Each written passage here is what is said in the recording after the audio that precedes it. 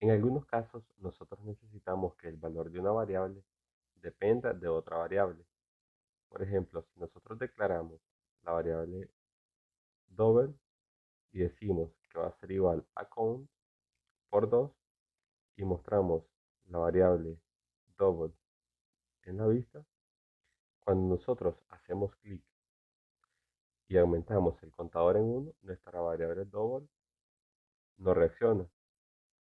En este caso, Svelte nos proporciona una solución equivalente a las variables computadas en otro framework, como el caso de Vue.js. En este caso, lo único que hacemos es signo de dólar, dos puntos, al momento de declarar nuestra variable. Guardamos y volvemos a la vista.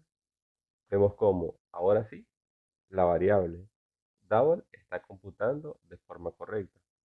Lo único que hacemos es, al momento de declarar la variable computada, agregamos el signo de dólar, dos puntos.